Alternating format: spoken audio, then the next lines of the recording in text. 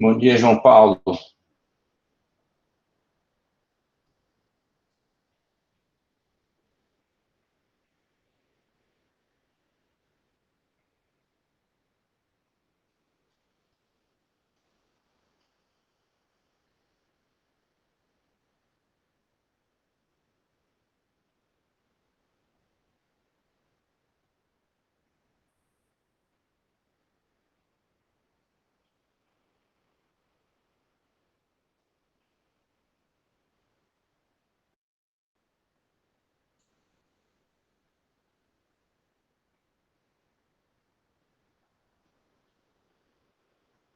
Bom dia, Claudenildo. Hum,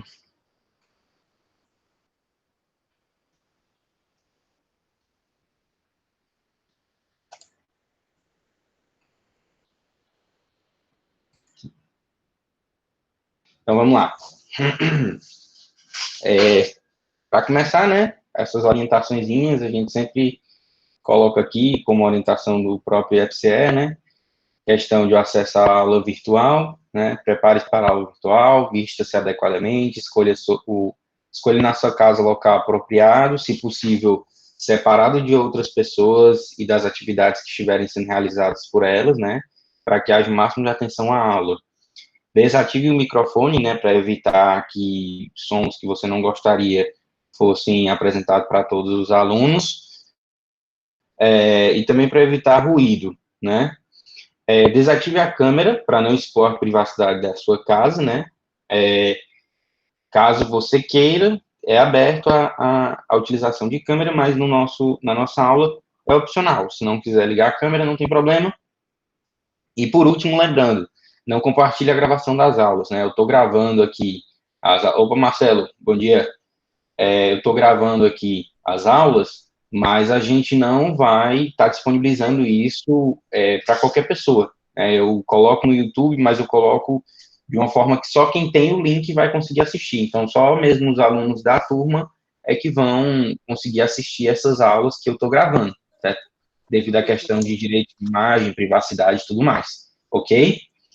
Então, vamos lá, né? Deixa eu alterar aqui para essa imagem aqui e vou abrir aqui, fechar essa um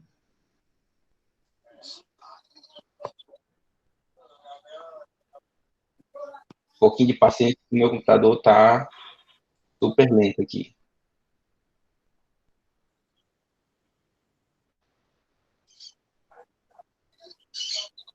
Tá, aqui. Vamos lá, dimensionamento de cabos e dispositivos de proteção.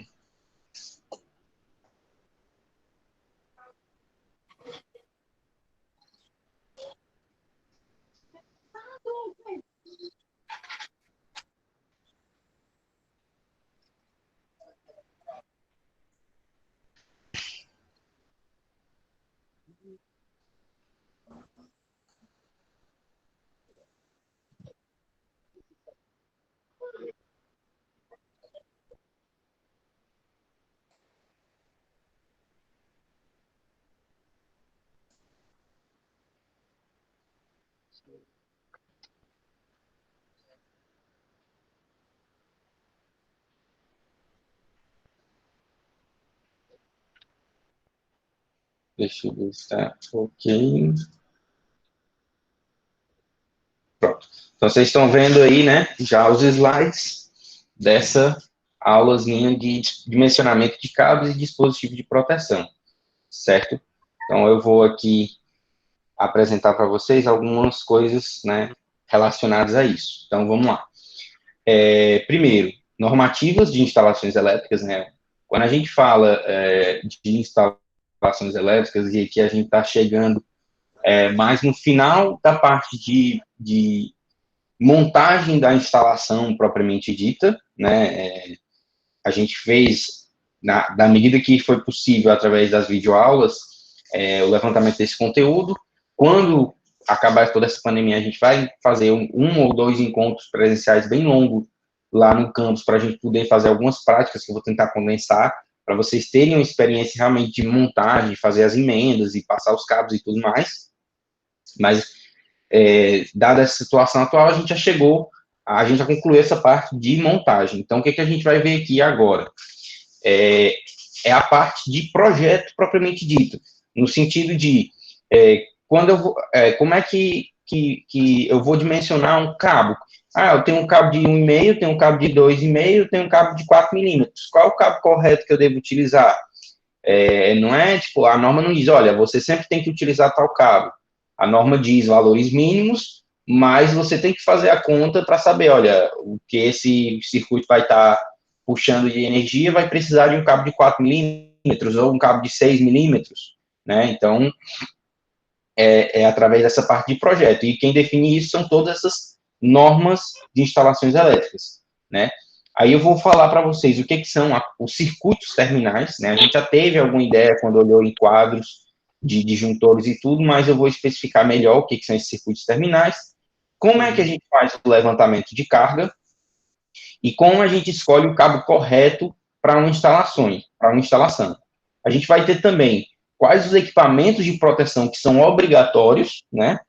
E quais os disjuntores adequados para cada circuito terminal, ok?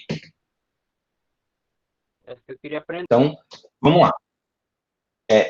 Parte de normas aqui, ó. A gente vai ter essa norma aqui, pessoal, ela é a Bíblia do pessoal da elétrica, certo? Nela tá, assim, o que não tem nela, ela diz, olha, isso aqui você vê em tal norma, né? Então, você lendo e aprendendo toda essa ABNT 5410, você já vai ter, assim, uma noção da parte de elétrica muito, muito boa.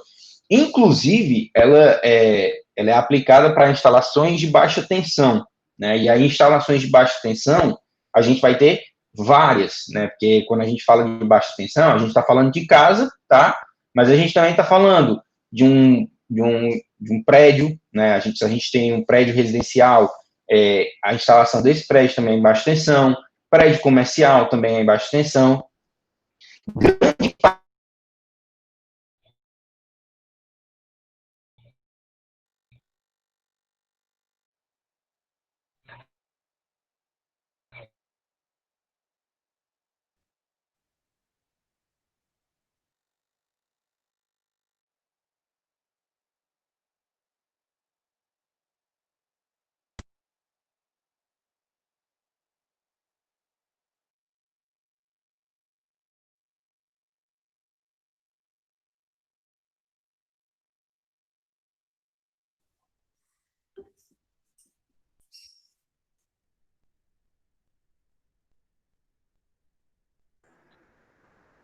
Vocês estão me ouvindo?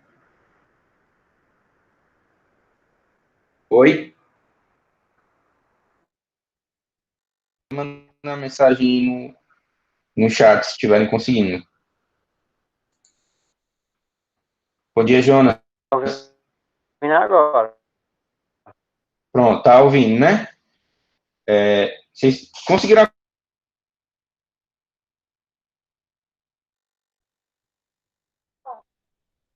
Ok. Eu estou escutando bem.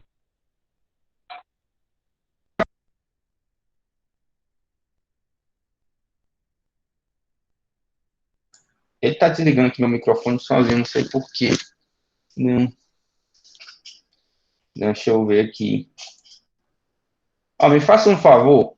Se vocês verem minha boca mexendo e não ouvirem o som, vocês mandam uma mensagem aí no, no chat, que eu escuto vocês falando. Deixa eu já colocar aqui também, para garantir que não vai dar problema. Vou entrar aqui também no celular. Então, vamos lá.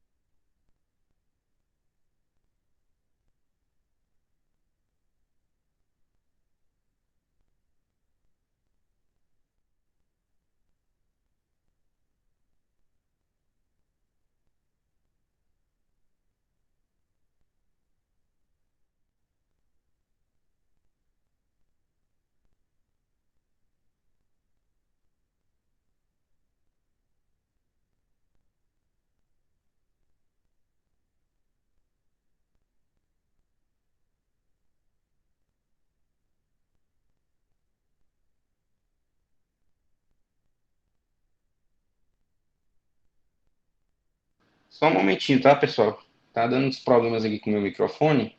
Eu vou tentar resolver aqui.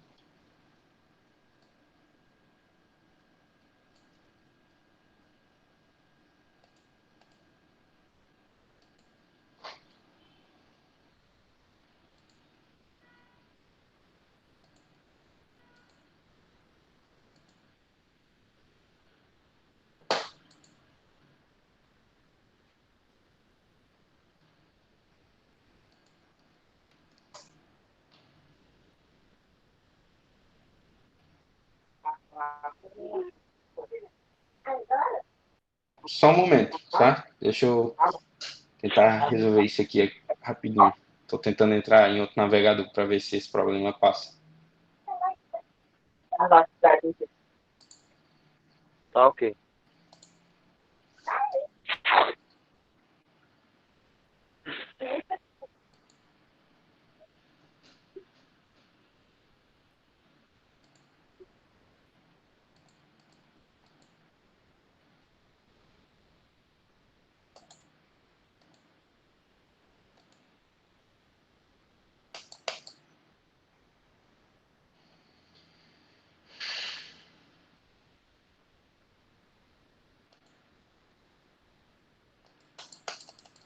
Por que que essa merda desse computador inventa de atualizar se é para ficar mais lento?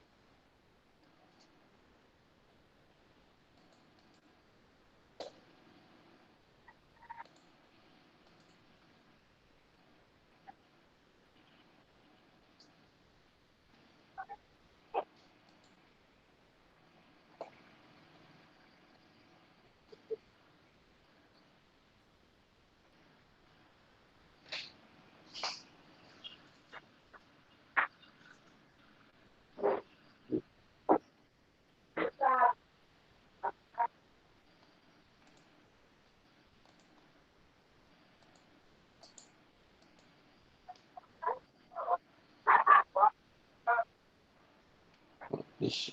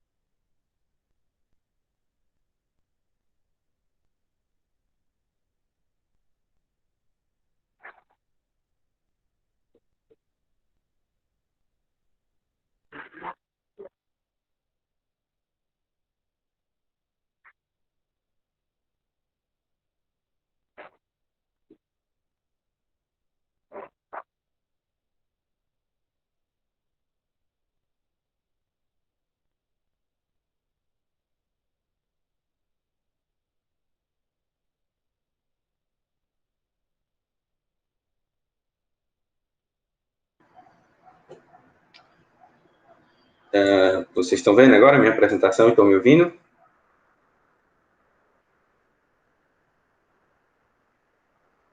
Confirmem aí se vocês estão conseguindo ouvir meu áudio direitinho.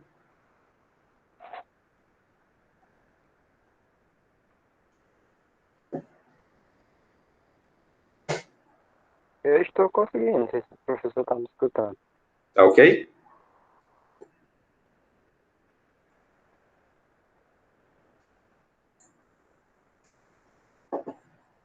Tá ok. Oi, oi, oi, vocês me ouvem? Pronto, beleza. Então, vamos lá. A gente tem, né, os circuitos terminais, e o que vão ser os circuitos terminais? Os circuitos terminais, eles são compostos pelo disjuntor de proteção, o condutor, que leva a energia do disjuntor até a carga, e a carga, por assim dizer, né, de uma instalação, que pode ser definida de acordo com a área física ou a finalidade, né, as cargas, iluminação, motores, tomadas e etc. Né? Como, por exemplo, quando você abre aí a caixa do disjuntor da sua casa, normalmente vão haver mais de um disjuntor. Dependendo de quão antiga seja a sua casa, e se ela foi ou não feita seguindo as normas, pode ser que só tenha um, talvez dois disjuntores. Né? Uma casa com um único disjuntor, ela não está seguindo a norma. Né? A gente vai ver mais para frente.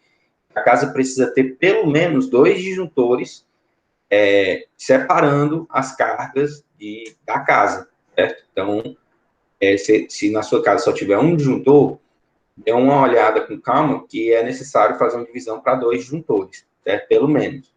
Então, por exemplo, aqui a gente tem esse CT1, seria circuito terminal 1, né, que eu coloquei aqui nesse aqui, e aí ele tem um disjuntor, tem um cabo aqui na cor verde, né, tem um detalhe. Aqui, esse quadro, ele fez de forma equivocada, certo? Em que sentido? Ele fez aqui o circuito terminal com cores diferentes, né? Ele botou aqui cada circuito terminal, circuito 1, digamos, iluminação, ele botou um verde, tomadas da cozinha, ele botou um vermelho, tomadas gerais, ele colocou um branco, chuveiro elétrico, ele colocou um amarelo, iluminação externa, ele colocou um azul, certo?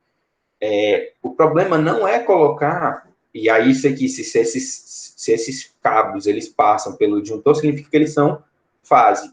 O problema não é colocar fases de várias cores, não tem problema fazer isso. O problema está nesse circuito 5 e no circuito 1, porque ele utilizou fases na cor azul e na cor verde, e isso está equivocado. Eu não posso utilizar uma fase na cor azul de acordo com o código de cores, certo? E nem verde, porque verde é proteção e azul é neutro, certo? Então, amarelo, vermelho, branco, preto, marrom, são cores possíveis de utilizar justamente para poder diferenciar um circuito terminal de outro, certo? Já aqui, nesse barramentozinho que ele tem aqui do lado, que é o barramento de neutro, aí a gente tem um problema mais sério. Por quê? Porque o neutro, ele obrigatoriamente tem que ser azul. E aqui, como ele fez em pares, né, ele colocou o circuito terminal 5, ele vai ter uma fase e ele tem um neutro associado. E aí ele colocou os dois azuis. No circuito 4, ele colocou amarelo por fase, que não tem problema, mas ele colocou também o neutro em amarelo. E isso não pode ser feito. Né? Mas é importante que vocês percebam que a cada circuito terminal, né, se eu tenho aqui essa fase saindo aqui verde do disjuntor 1, eu tenho que ter um neutro saindo lá do barramento de neutro, indo acompanhando. Lá no meio do caminho, eu posso conectar um fase com outro? Não. Porque se eu fizer isso, eu estou tirando toda a proteção do meu sistema. Eu só posso interconectar circuitos de fase que sejam do circuito 1. Por exemplo, tem duas lâmpadas. Essas duas lâmpadas, elas são do circuito 1, circuito terminal 1, elas podem ter interconexão das fases entre elas e dos neutros. Mas, de repente, eu tenho uma lâmpada do circuito 1 e uma tomada do circuito 2. E aí, mas os dois estão indo bem pertinho, não dá para puxar? Não. Se eu puxar, eu vou estar misturando os circuitos e isso vai estar acabando com o sentido dessa minha proteção, certo? Se eu tenho aqui dois circuitos, cada circuito vai e eles não se misturam ao longo da instalação. Eles podem até passar pelo mesmo eletroduto, mas não pode ter emenda dos cabos. Vocês entenderam esse conceito?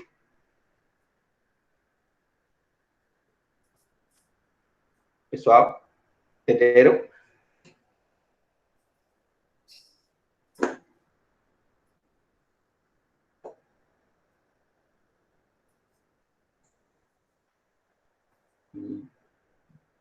Claudenildo, entendeu o que é um circuito terminal? Oi. Claudenildo?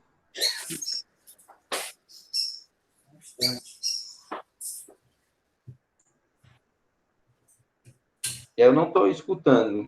Se você estiver falando e não estiver te escutando, coloque a mensagem no chat.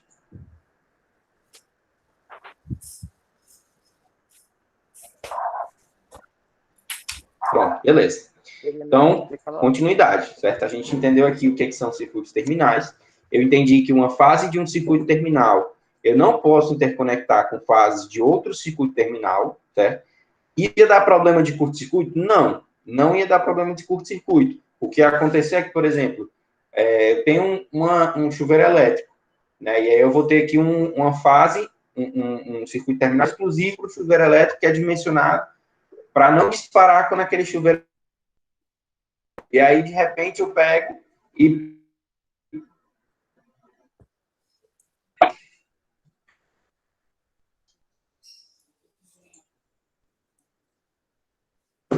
Aí, de repente, eu puxei aqui a fase do circuito terminal 4 para ir lá para o meu chuveiro, mas essa fase passou perto da tomada da geladeira também junto, né? Eu misturei uma coisa com a outra, e qual é o problema nesses casos?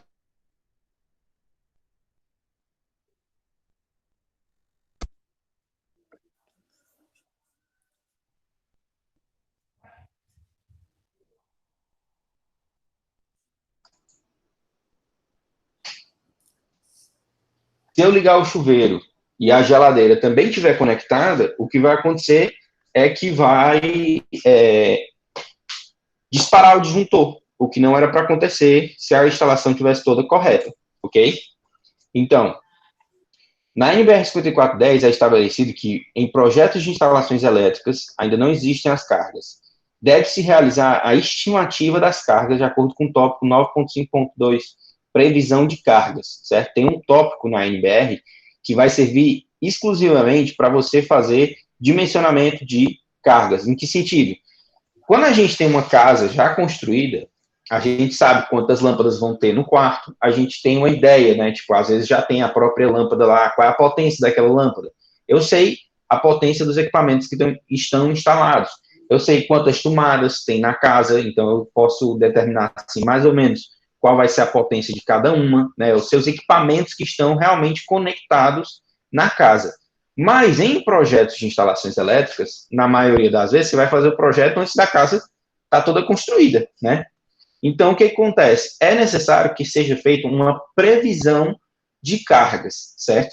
E aí, o tópico 9.5, ele vai te dizer assim, eu vou fazer aqui no meu projeto, vai ter um quarto que vai ser de 2 metros por 3 metros. Vai ser um quarto de 3 metros por 4 metros. Vai ser um quarto de 12 metros quadrados. Beleza. Quantas tomadas tem que ter nesse quarto? Quanta de iluminação tem que ter nesse quarto? A norma vai te explicar, vai te dizer, de acordo aí com as dimensões dos espaços, quantas cargas luminosas e quantas tomadas tu vai precisar colocar, né? Lá a gente vê que vai ter previsão de carga de iluminação e tem previsão de carga de TUG.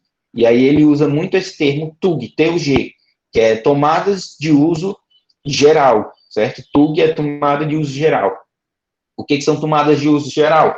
Essas tomadas que a gente tem na parede, que não são específicas para nada. Às vezes a pessoa pode conectar uma televisão, um carregador de celular, um computador, certo? Tomadas de uso específico, que são as TUIs, são, por exemplo, tomada para uma geladeira. Se você coloca ali na cozinha uma tomada mais ou menos posicionada ali em determinado canto, você tem ideia que ali é onde vai ser colocado uma geladeira. Então, você tem uma ideia da carga da geladeira, aquilo é uma tomada de uso específico, né? Ou por exemplo, na geladeira nem tanto, né? A geladeira até pode ser considerada uma TUG, mas, por exemplo, tomada de chuveiro elétrico, né? Se você tem no banheiro ali, dentro do box, um ponto de energia a uma altura de 2 metros, não tem muito outra opção. Ali realmente é uma tomada exclusiva para chuveiro elétrico, né? Então é uma TUI que se chama, que é tomada de uso específico. É especificada a questão de conexões de equipamentos de aquecimento, né, no caso do chuveiro elétrico, e como é que é feita a divisão de circuitos terminais. Então, esse tópico 9.5.2 de previsão de cargas, além desse tópico, né, nessa subseção, a gente vai ter algumas outras informações relevantes para o nosso projetinho, ok? Então, por exemplo, cômodos, né, para iluminação. E aqui eu coloquei, mas se vocês forem lá, eu coloquei a NBR 5410 lá no Google Classroom, então vocês conseguem acessar lá por um link e ver esse tópico aqui, 9.5.2, certo? Mas eu coloquei aqui só para poder falar um pouco. Então, cômodos com menos de 6 metros quadrados devem ter uma carga mínima de iluminação de 100 VA, né? Professor, o que é VA? A gente não viu VA. VA, pessoal, é apenas um termo alternativo para a gente estar representando potência. Não é exatamente a mesma coisa que o watt, certo? Porque VA é em potência aparente e o watt é potência real, mas vocês podem considerar que são unidades equivalentes, né? Então, se eu tenho aqui uma iluminação em 100 VA, significa que eu tenho que ter 100 watts. Nesse ponto, a norma, ela acaba sendo muito conservadora, certo? Por quê? Percebam aqui, em cômodos com menos de 6 metros quadrados, por exemplo, um cômodo de 2x3, que é um cômodo relativamente pequeno, ele tem que ter uma carga mínima de 100 VA, ou a mais ou menos 100 watts. Esse 100 VA ou 100 watts, né, há bastante tempo atrás, né, porque a gente ainda utilizava lâmpada incandescente, fazia muito sentido, né? Por quê? Porque a lâmpada incandescente que iluminava razoavelmente bem, ela tinha uma potência de 100 watts. Por quê? Porque ela ela perdia muito da potência com calor, certo?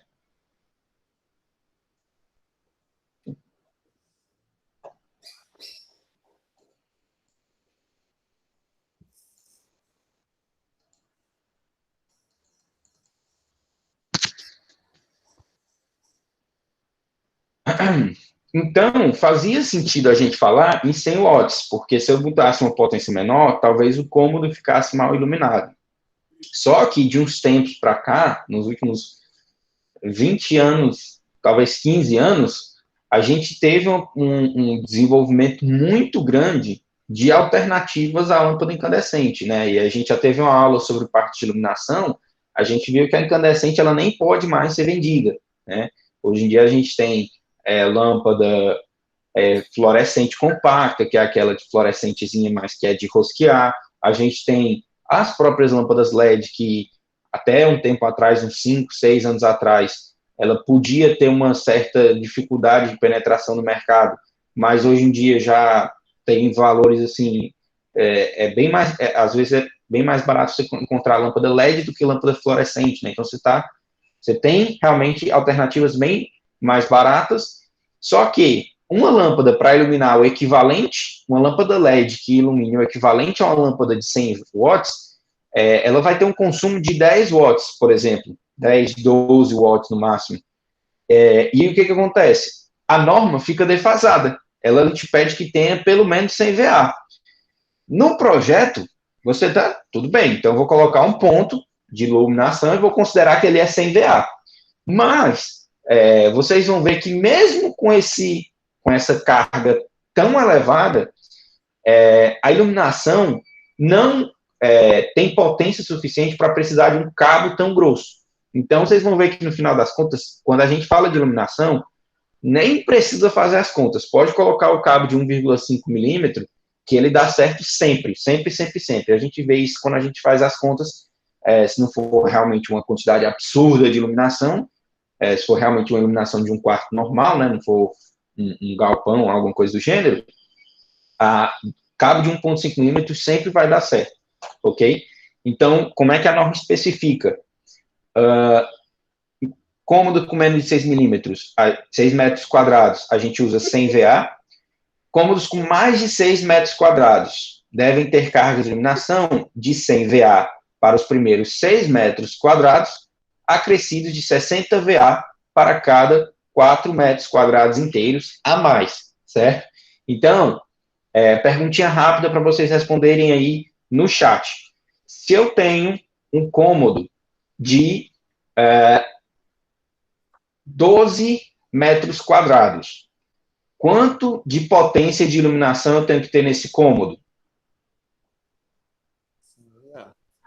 Respondam aí rapidinho aí no chat. 12 metros quadrados. Seguindo isso daqui, quantos VA eu tenho que ter de potência de iluminação nesses 12 metros quadrados?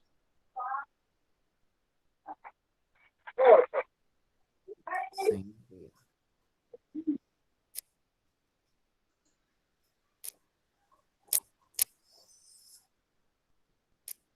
12, né?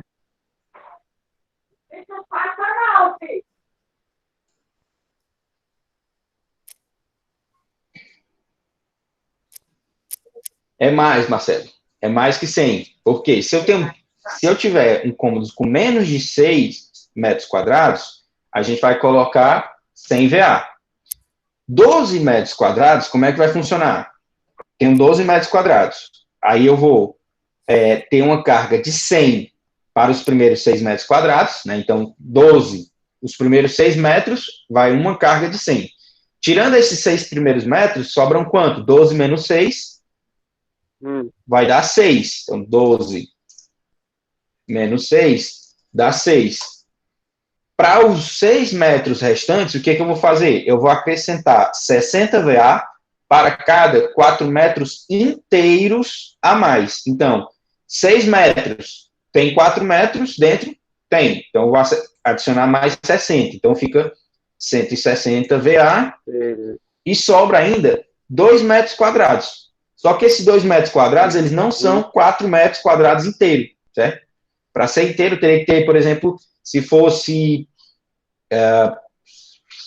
14, né? Porque aí 14 menos os 6 primeiros, sobraria 8. 8 daria 4 mais 4 metros quadrados, né? Então, como não completa o segundo 4 metros quadrados, a gente fica em 160 VA, ok?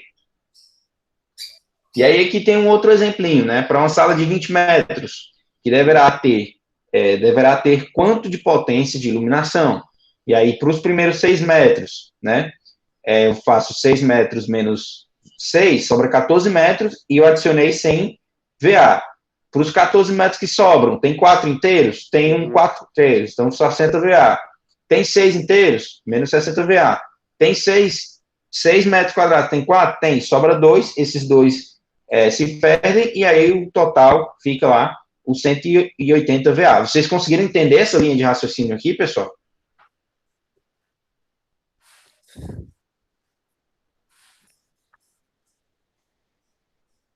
Sim. Tá ok, entendi.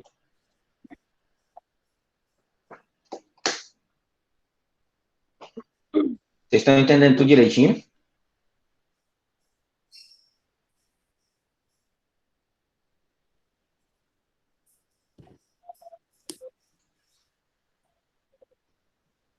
Jonas, está acompanhando? Ô, professor. 4 metros equivale a 100 metros VA, né? 100 VA. Melhor se eu repetir.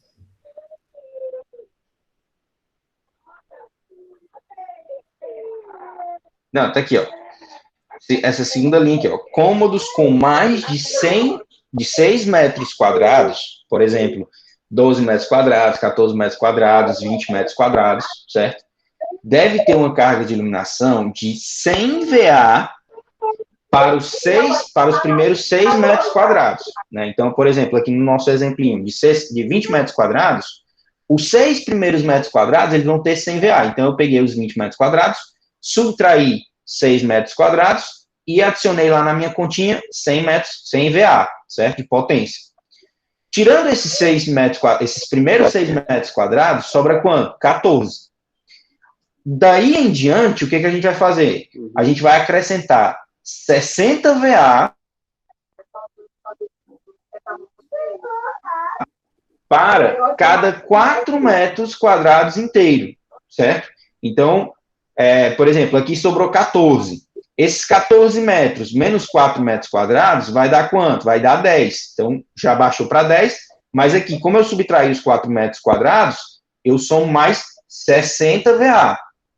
E aí eu vou subtraindo 4, e toda vez que eu subtraio 4, eu adiciono 60 VA, até que chegue aqui um momento onde eu não consigo mais subtrair 4. E aí fica 10 mais 60, mais 60, mais 60. E aí 60 mais 60, 120, mais 60, 180, 180 mais 100, 280. Nesse nosso exemplinho aqui. Ok? Ok. Vamos para frente. Número de pontos de tomadas, certo? E aí tem um detalhe aqui. Aqui, vocês estão percebendo que eu estou falando de metros quadrados. Isso aqui é a área. Como é que eu calculo a área de um cômodo, pessoal, em metros quadrados? Eu vou multiplicar um lado pelo outro. Né? Se um cômodo é quadrado e ele tem 2 metros de um lado e 4 metros do outro lado, né? A parede de um lado é de 2 metros e a parede do outro lado é de 4 metros, a gente vai ter 4 vezes 2, 8 metros quadrados, certo? Já quando a gente está falando aqui em número de pontos de tomadas, certo? Em cozinhas e áreas de serviços similares, a gente vai ter, no caso de cozinha especificamente, um ponto de tomada para cada 3,5 metro ou fração de perímetro. Vocês sabem o que é perímetro? O perímetro de um ambiente é a metragem a soma da metragem de todas as paredes. Então, se uma parede é de 2 metros, a outra parede é de 4 metros, o perímetro ele vai ser essa parede de 2 metros, mais a parede de 4 metros, que aí dá 6. Aí a gente soma a outra parede de 2 metros, porque o cômodo é quadrado, né? Então, 6 mais 2, 8, e mais a outra parede de 4 metros. Então, ficou 8 mais 4, 12, certo? Então, a gente vai ter um cômodo de 12 metros de perímetro, certo? Se, no caso, esse cômodo for uma cozinha, o que a gente faz? Para cada 1,5 metro ou fração de perímetro, né, eu vou estar adicionando um ponto de tomada. No caso, esse ambiente com 12 metros, ele vai ter quantos pontos? Eu vou pegar 12 dividido por 3,5 e arredondo para cima. Entenderam? Isso para esse 3,5 metros é para cozinhas, áreas de serviços e similares, certo? Em cada um dos demais cômodos, quartos, sala e etc., é um ponto de tomada. Se a área do cômodo for menor do que 6 metros quadrados, né? Por exemplo, um banheiro. Às vezes um banheiro é menor do que os 6 metros quadrados, mas mesmo assim é preciso ter pelo menos um ponto de tomada dentro desse banheiro. Às vezes uma dispensazinha pequena, só com prateleira, é necessário ter pelo menos um ponto de tomada dentro dele ou próximo à porta desse ambiente, certo? Um ponto de tomada para cada 5 metros ou fração com cômodos acima de 6 metros quadrados. Então, por exemplo, um quarto, que normalmente vai ter acima de 6 metros quadrados. A gente vai ter aí uma tomada a cada 6 metros de perímetro. Né? Então, por exemplo, um quarto com 20 metros. Se eu dividir esses 20 metros por 5, vai dar 4. Então, um quarto com 20 metros de perímetro, ele vai ter que ter pelo menos 4 tomadas. Entendido? Espaçada tão uniformemente quanto possível, certo? Não é para colocar as 4 tudo numa parede só, por exemplo. Aí aqui tem um exemplo. Em uma copa cozinha, que é um equivalente aí de cozinha, de 6,5 metros de 4,5 metros por 4,5 metros. Isso é uma parede e a outra parede. Para eu poder saber qual é o perímetro total dessa cozinha, como é que eu vou fazer? Som uma mais a outra parede por 2. Então, 4,5 mais 4,5 dá 9. 9 vezes 2, 18. Então, antes de mais nada, a gente verifica aqui a área, né? E é maior do que os 6 metros quadrados. Eu vou calcular o perímetro do jeito que eu falei, né? Que dá a mesma coisa. Eu somo as 4 paredes, vai dar 18 metros de perímetro. E aí eu calculo o número de pontos. Como? 18 metros dividido por 3,5 vai dar quanto? Vai dar 7, 14... 7, 14, 15, 16, 17,5. Né? Então, a gente vai ter aí 5 pontos, né? Não. Certo. Vai dar 5, alguma coisa. Só que eu uso fração, né? Então, como deu quebrado, eu arredondo para cima e aí o número de pontos vai ser 6, certo? Como é que é feito essa conta aí, pessoal? Eu vou pegar aqui...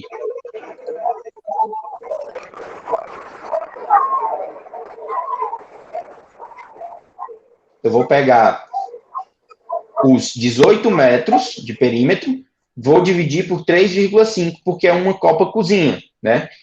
Isso vai dar quanto? Vou abrir aqui a calculadora para fazer para vocês.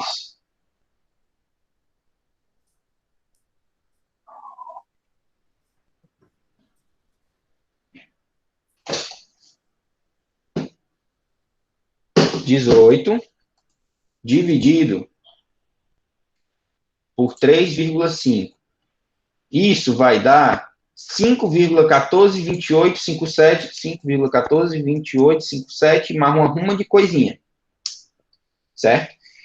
Esse 5,14 significa que são 5 pontos de tomada mais um determinado fração. Como eu arredondo para cima, então eu vou ter 6 tomadas, como eu mostrei no slide. Beleza? Continuando. Aí, a gente colocou os pontos de tomada, mas a gente precisa saber qual é a potência de cada um desses pontos de tomada, né? A potência a ser atribuída a cada ponto de tomada é função dos equipamentos que poderá vir alimentar e não deve ser inferior aos seguintes valores. Em que sentido? Eu botei uma tomada ali, aquela tomada sozinha, ela não vai estar puxando, vai puxar uma corrente, uma potência de tanto. Não vai, porque não tem nada conectado, então ela não consome energia. Quem vai definir a potência que essa tomada vai estar drenando vai ser o equipamento que eu estou colocando, né? E aí tem uma diferença. Se eu coloquei um liquidificador, a potência é maior do que se eu coloquei, por exemplo, um carregador de celular, certo? Mas o que a gente faz? A gente faz o projeto considerando a maior carga possível que a gente vai ter alimentada ali naquela tomada, certo? Então, por exemplo, se a tomada, a tomada em si, ela vai ter um suporte máximo de 10 amperes. Então, a gente tem aí um limite da potência de acordo com o material da própria tomada. Mas como é que é feito a atribuição, mais ou menos, a média que a gente coloca de cada tomada? Em banheiros, cozinhas, copas, lavanderias e locais análogos, certo? Em banheiro, cozinhas e locais análogos, a gente tem mínimo de 600 VA por ponto de tomada até 3 pontos, certo? E 100 VA por ponto para os excedentes, né? Então, por exemplo, nossa cozinha, a gente fez a conta lá, digamos a nossa cozinha aqui do exemplo anterior, que a gente fez as contas, né? Ela tinha 4,5 por 4,5 metros de lado, então a gente teve um número total aí de 6 pontos de tomada, certo? Esses 6 pontos de tomada, eles vão ser atribuídos potência a eles de que forma? Os 3 primeiros, né, então a gente tem 6, 3 deles vão ser de 600 VA, né? Os outros 3 vão ser de 100 VA. Então a gente vai ter 3 vezes 600 mais 3 vezes 100. 3 vezes 600, 600, 1.200, 1.800. 1.800 mais 3 vezes 100, 300. 1.800 mais 300, 1.900, 2.000, 2.100. Então, no caso dessa cozinha, a gente teria aí 2.100 VA, ou 2.100 watts, mais ou menos, de potência das tomadas da cozinha, certo? Isso aqui, desses 600 VA aqui para os 3 primeiros pontos, só vale para cozinhas, banheiros e locais análogos. No caso de cômodos, dependência, por exemplo, sala, banheiro, escritório, o que quer que seja, a gente vai ter aqui, no mínimo, 100 VA por ponto e acabou, certo? E aí percebam que a norma sempre fala mínimo, pessoal. Por quê? Por que eu estou dizendo isso? Porque ali a gente viu aqui nesse ponto 4,5 por 4,5, né? Isso poderia ser, por exemplo, uma sala, né? E aí, se a gente fizesse pela sala, a gente dividiria o 18 por 5 metros, e aí a gente teria 3, alguma coisa, né? Então, a gente arredondaria para 4, e nessa sala a gente só colocaria 4 tomadas. Só que, hoje em dia, a gente sabe que 4 tomadas numa sala acaba sendo muito pouco, né? Porque vai ter aí pelo menos uma pessoa carregando celular, você vai ter aí uma televisão, de repente você tem aí mais um equipamento de som, ou algum outro equipamento aí, um modem da internet. Então, você vai precisar de vários pontos de tomada, certo? E aí, o que acontece? Você pode colocar, no caso desse nosso exemplo aqui, que essa cozinha aí deu 6 pontos, se eu quiser, eu posso colocar 7, 8, 9, quantos pontos eu quiser. A norma, ela vai dizer o mínimo, certo? Se eu quiser colocar mais, não tem problema. Normalmente, colocar mais é muito vantajoso, né? Hoje em dia, cada vez mais, a quantidade de equipamentos elétricos e eletrônicos que a gente tem em casa cresce, né? Então, é de se esperar que a gente vai precisar cada vez mais de tomada para estar conectando esses equipamentos, ok?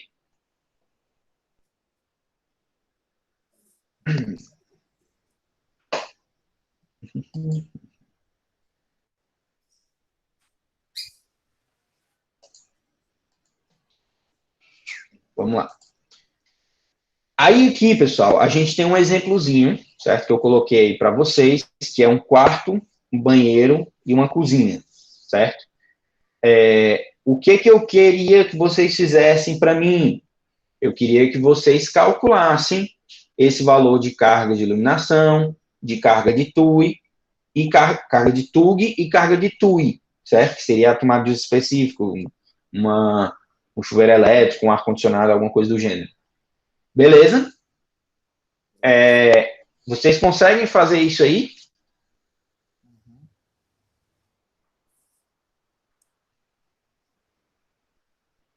Vou ver aqui um negócio.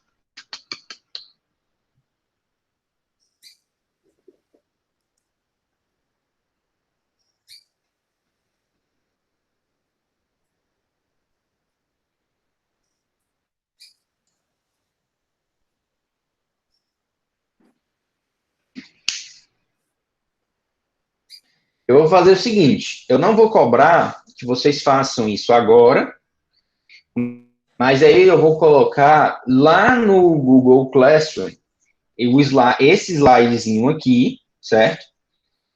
E aí eu vou querer que vocês façam isso, e pode fazer num papel, não precisa imprimir nem nada, faz no papel a tabelinha, se quiser fazer o desenho da planta também, e aí preenche essa tabelinha e me envia, certo, pessoal? Porque isso daqui é tipo uma prévia de um projeto bem simples para uma casa, por exemplo. Fazendo isso daqui, você tem como fazer para uma casa o projeto. E para começo de história, para começar a fazer o projeto, a primeira coisa que você precisa fazer é o levantamento de cargas. Ok? Sim.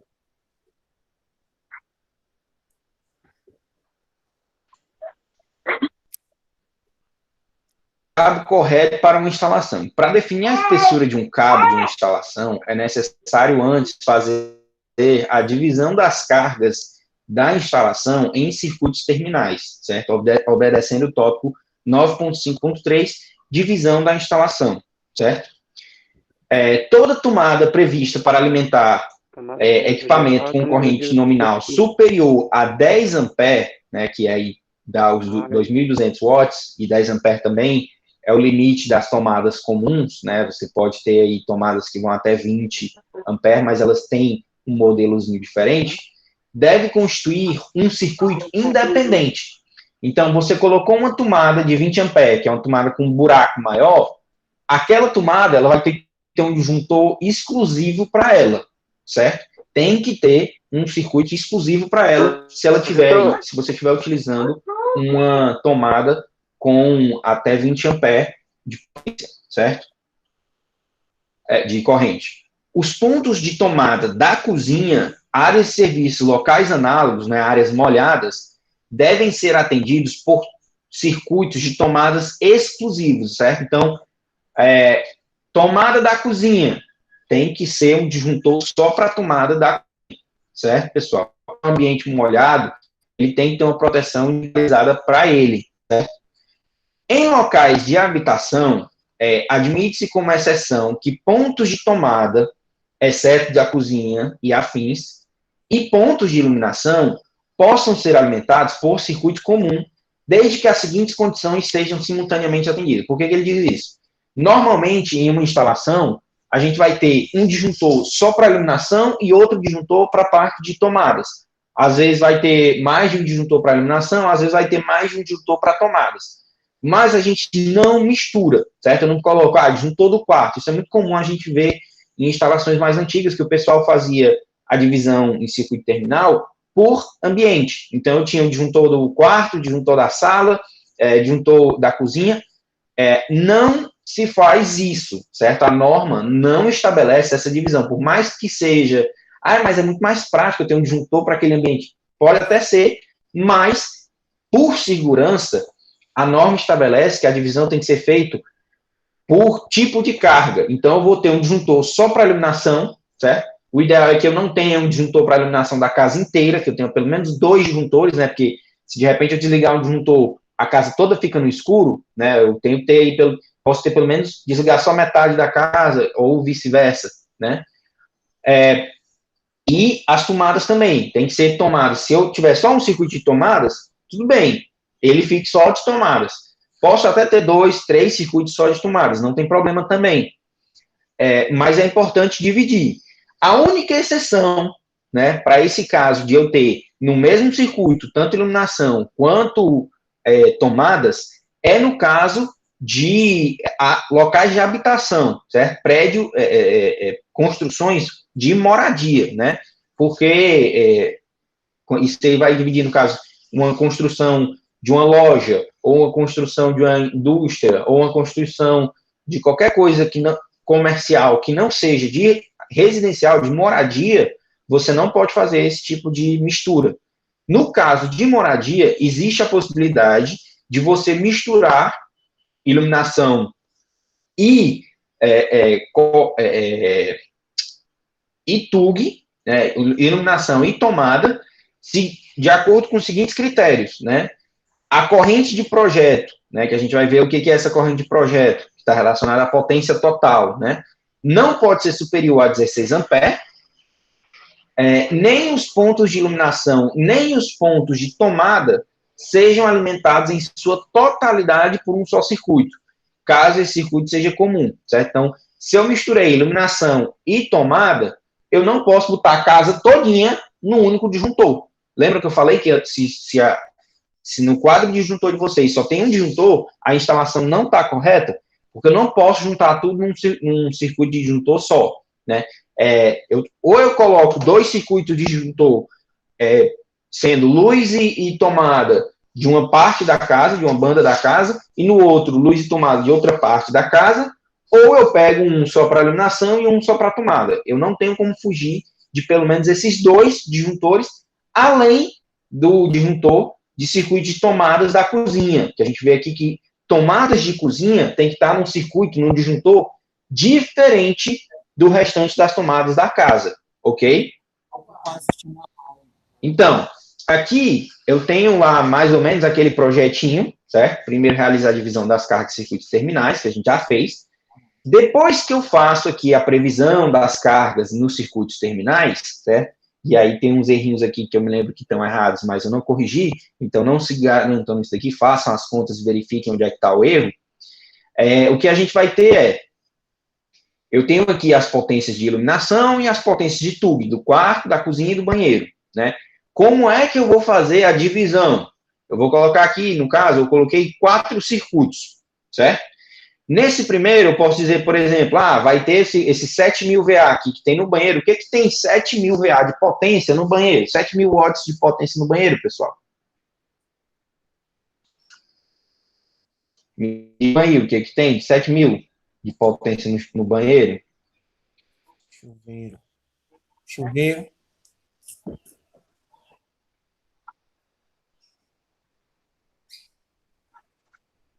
Chuveiro, professor. Respondam aí para mim, pode ser no chat. Tem ideia, Jonas? O que tem 4.000 watts de potência num banheiro?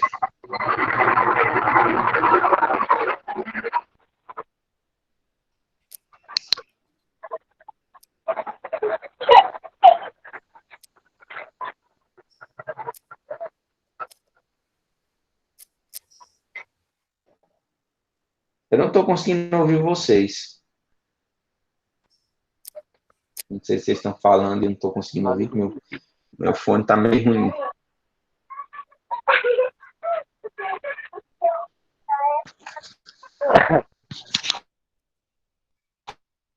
Olha até que eu tô falando.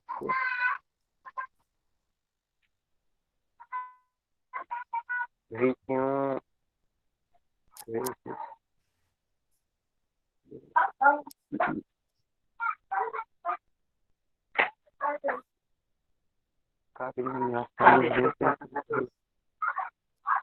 Estão me ouvindo? Acho que agora estão. Então, o que a gente vai ter, pessoal, de 7.000 VA de potência num banheiro é o chuveiro elétrico, certo? Então, como o chuveiro elétrico tem uma potência muito elevada, o que a gente vai precisar fazer é que vai necessariamente ter que haver um circuito terminal exclusivo para esse chuveiro, né? Então, eu posso dizer que, por exemplo, seja o circuito terminal 1. E aí eu vou descrever ele aqui como circuito do chuveiro. A potência total é de 7.000 VA, certo? E aí, qual é a corrente de projeto, pessoal? As nossas instalações, elas não são em 220 volts. Então, a corrente de projeto vai ser a potência de 7.000 VA dividido pela tensão, que é 220. Se eu dividir 7.000 por 220, eu sei a corrente do projeto desse circuito terminal. Ok? A mesma coisa que eu fiz para o chuveiro, eu vou fazer para os demais. Por exemplo, circuito 2, eu vou dizer que vai ser TUG cozinha, certo? Lembram que a TUG da cozinha tem que ser independente? Então, aqui o circuito terminal 2, o disjuntor 2, vai estar alimentando somente as TUGs da cozinha, né? No caso, fazendo aqui as contas, eu vi que precisava de 4 tomadas. Se são 4 tomadas, e as 3 primeiras são de 600, 1.200, 1.800, mais a outra de 100 vai dar 1.900 VA. Então, vou colocar aqui a potência do circuito de TUGs da cozinha, vai ser 1.900 VA. Esse 1.900 VA dividido pelos 220 volts vai dar a minha corrente de projeto do circuito terminal de TUGs da cozinha. Da mesma forma, eu posso, por exemplo, no circuito terminal 3, no disjuntor 3, dizer, olha, aqui eu vou colocar todas as TUGs do restante da casa. Então, a TUG do banheiro e a TUG aqui do quarto, eu coloco aqui no circuito terminal 3. E no circuito terminal 4, eu posso colocar a iluminação. E aí eu somo aqui a iluminação da casa inteira, por exemplo. Isso vai me dar a potência, dividindo pelos 220, que é a tensão que a gente tem de instalação na nossa casa, a gente encontra a corrente de projeto para cada um dos circuitos terminais. E essa corrente de projeto ela vai ser importante, porque é através dela que a gente vai definir qual o cabo que a gente vai estar utilizando, certo, pessoal? Em que sentido? Lá na NBR 5410, na tabela 36, a gente consegue ver qual é o tamanho do cabo que a gente vai precisar, certo? Como é que a gente utiliza esse tipo de tabela? A gente vai ter aqui, na tabela 36, né? Aqui tem um indicativo, ó. Método de referência. O que é esse método de referência? Que aqui está marcado como B1, certo? é a forma como o cabo está instalado, certo? Porque se o cabo for instalado de uma determinada maneira que permita melhor circulação de ar pelo cabo, isso vai garantir que ele não esquente tanto. Então, isso é bom para o resfriamento do cabo, certo? Mas, no caso da gente, como é que a gente normalmente faz? A gente coloca dentro do concreto um eletroduto por onde o cabo passa. Esse tipo de instalação em concreto, em alvenaria, com eletroduto, é o tipo B1, certo? Então, por isso que ele está marcado aqui, que é o tipo mais comum que a gente encontra aí nas instalações, certo? A gente tem aqui número de condutores carregados. Isso daqui, na grande maioria das vezes, em instalações residenciais, vai ser aqui 2, porque a gente tem o fase indo e o neutro voltando. Em instalações industriais, em indústrias que tenham motores, muitas vezes os motores são trifásicos, então eles vão precisar de 3 fases indo. Então, nesse caso, a gente vai ter aqui 3 condutores carregados, certo? Então, essa é a diferença. Na maioria das vezes, novamente, a gente vai estar utilizando aqui os 2 condutores carregados, fase indo e neutro voltando, ok? Aqui embaixo, ó, a gente tem, essa tabela ela é bem extensa e ela continua para alumínio também, mas os condutores que a gente normalmente utiliza é de cobre, certo? O cabo normalmente que a gente compra é de cobre. O que a gente vai ter? Tem 2 colunas, né? Essa coluna aqui que a gente definiu de acordo com o método de referência e o número de condutores carregados. E aí a gente desce aqui, tem vários valores. E aqui desse lado, a gente tem, ó, seção nominal em milímetros quadrados, certo? Então, aqui, o cabo de 0,5 milímetros quadrados, certo? Ele vai estar o quê? Esse valor aqui dessa coluna me diz qual é a corrente que esse cabo aguenta. Como assim? Se eu tiver um cabo de 0,5 milímetros quadrados, esse cabo de 0,5 aguenta até 9 amperes de corrente, certo? O de 0,75 aguenta até 11 amperes de corrente. O de 1, 14. 1,5, 17,5 amperes de corrente. E assim sucessivamente, certo? O cabo de 32 milímetros, certo? De área, 32 milímetros quadrados, ele vai aguentar uma corrente de até 125 amperes, né? Ele é um cabinho mais grosso assim, ele aguenta uma corrente de 125 amperes. Essa tabela continua bastante, certo? Ela é bem extensa. E aí a gente pode, através disso, saber, né? Digamos, se o meu circuito terminal, ele tem uma corrente nominal de 15 amperes, pessoal, qual o cabo que eu vou escolher? Como é que eu faço para escolher o cabo? 15 amperes, eu vou vir olhar aqui nas correntes, aí, esse aqui é 9, não dá, é muito baixo. 11 não dá, é muito baixo. 14 é bem próximo, mas ainda é baixo, né? 17 é o primeiro que fica acima. Ou seja, o cabo de 1,5 milímetros quadrados, ele aguenta uma corrente de 15 amperes sem problema, certo? Já o cabo de 1 milímetro quadrado, ele enfrentaria alguma dificuldade, ele poderia esquentar mais do que o normal e poderia trazer risco de incêndio à instalação, certo? Não seria interessante utilizar o cabo de 1 milímetro quadrado por causa disso. A gente vai ver mais na frente por que estão marcados aqui o 1,5 e o 2,5. Por que eu marquei eles nessa tabela, certo? Porque, de acordo com a 5410, existe seção mínima de condutor. Como assim? Se eu estiver falando de um circuito de tomadas, por mais que são 3 tomadas, a potência é bem baixinha, nem tem problema. Possivelmente, se o número de tomadas for muito pequeno, até o cabo de 0,5 aguentaria. Mas a norma estabelece que a gente tem que utilizar para tomadas um cabo de 2,5 milímetros quadrados, certo? Que vai aguentar até 24 amperes, ok? Similar a isso, a gente tem para iluminação. Como eu falei, para iluminação, a gente utiliza, mesmo a gente utilizando 100 watts de potência de lâmpada, uma lâmpada que na verdade está colocando 1/10 disso, vocês vão ver que o valor de corrente dá muito baixo, né? Então, mesmo assim, usando superdimensionando a iluminação, daria para utilizar aqui cabos menores, de 0,5 ou 0,75, mas a norma estabelece que se utilize, no mínimo, 1,5 para iluminação.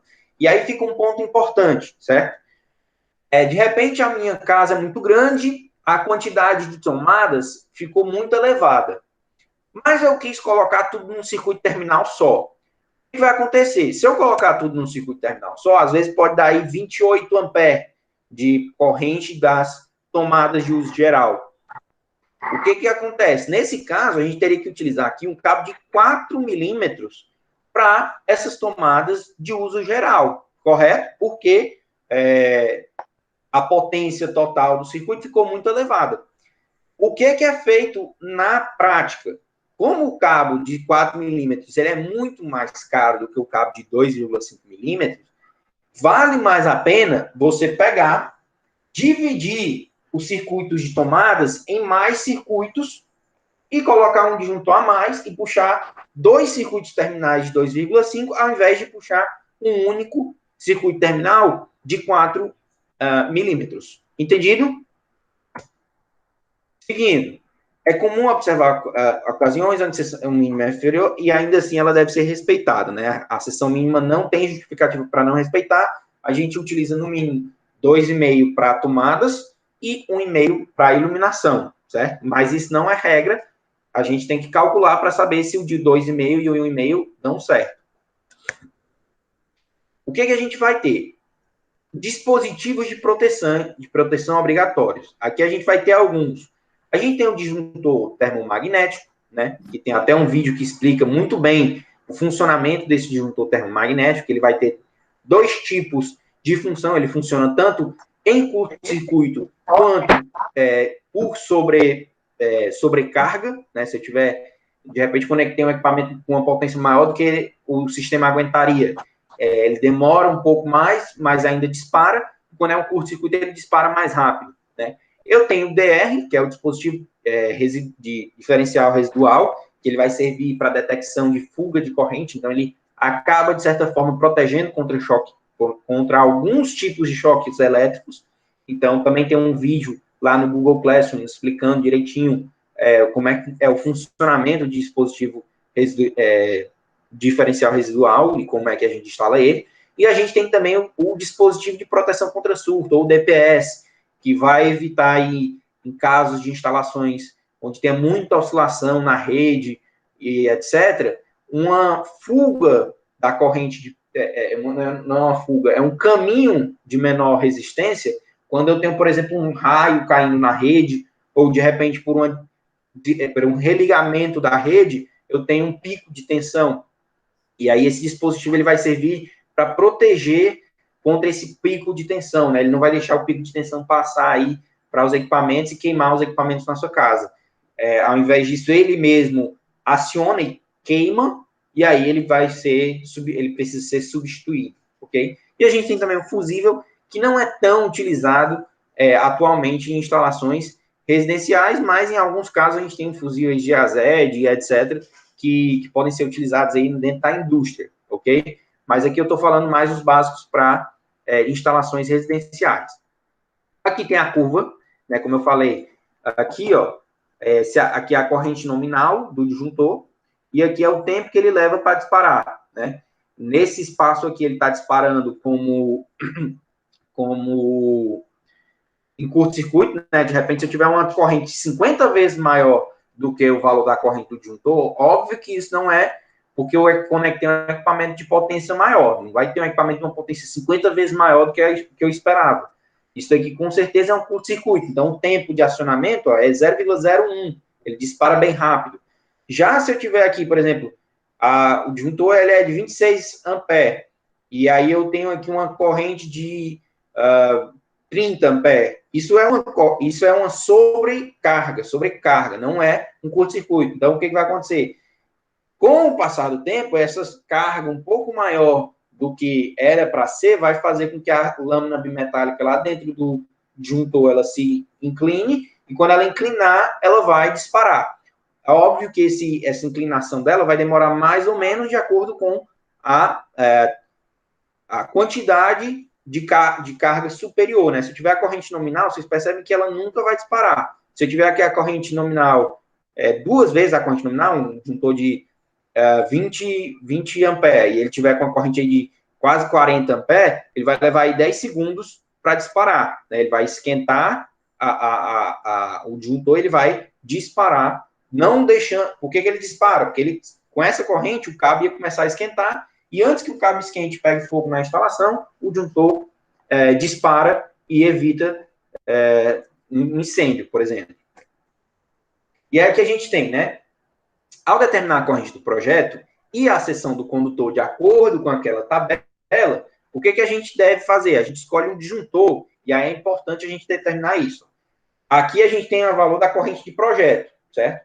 A corrente do cabo, ela deve ficar onde? Ela deve ficar acima da corrente de projeto. Por quê? Se a corrente do projeto, ou seja, eu conectei o equipamento que era para estar conectado, ele não está com problema, está tudo ok. Ela estiver acima da corrente do cabo, o que vai acontecer? Quando eu conectar o equipamento que era para eu conectar, o cabo vai esquentar e pode pegar fogo, certo? Então, o cabo ele tem que aguentar mais do que a corrente de projeto, pelo menos, certo?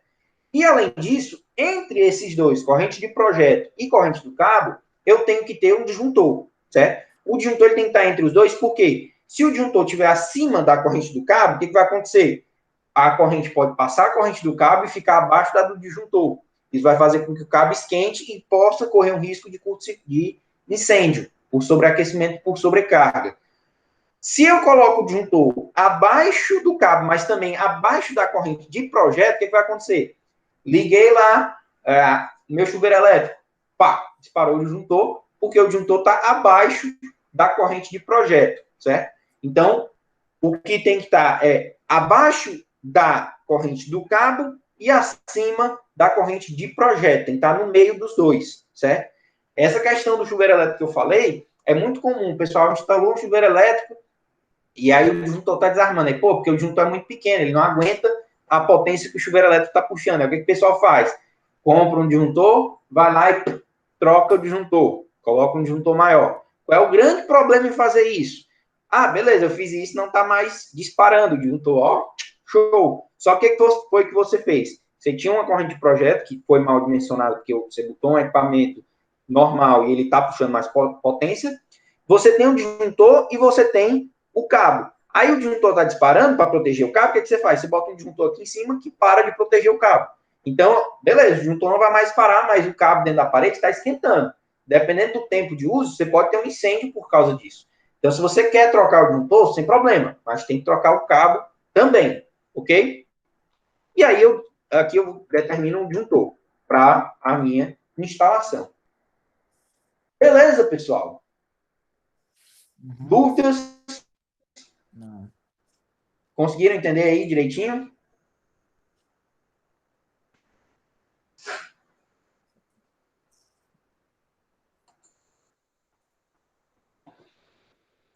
Deixa eu conferir aqui o negócio. O que eu vou querer que vocês façam, certo?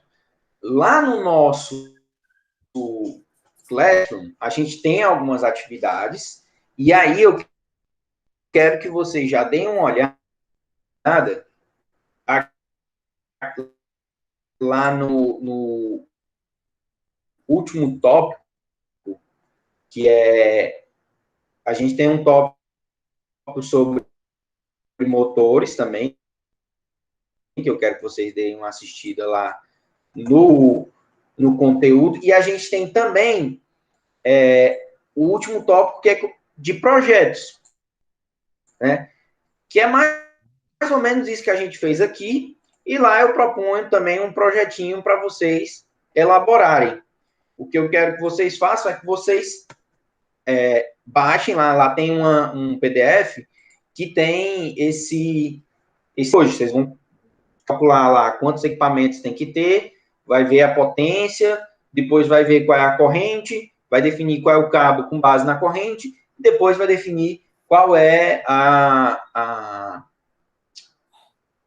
o disjuntor que vai estar protegendo aquela instalação, certo? Semana que vem eu vou falar um pouco mais sobre isso, vou falar também sobre a parte de desenho, né? Lá tem um desenho, eu vou pincelar rapidamente a respeito, né? De como é que a gente faz esses diagramas de planta baixa de instalação elétrica, mas o que eu quero que vocês façam, já comecem a tentar aí fazer aguento de cabos e disjuntores, certo?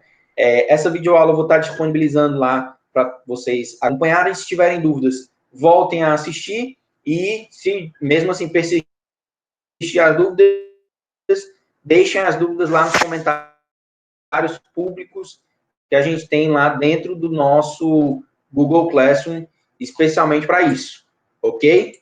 Então, a aula vai ficando por aqui e semana que vem a gente tem mais uma aula. Na outra semana, a gente já vai concluir o curso com a entrega desse trabalhinho final que eu quero que vocês façam, certo? Então, não deixem não deixem de enviar essas atividades, certo? Elas vão estar contando como as notas de vocês. Beleza, pessoal? Até segunda que vem.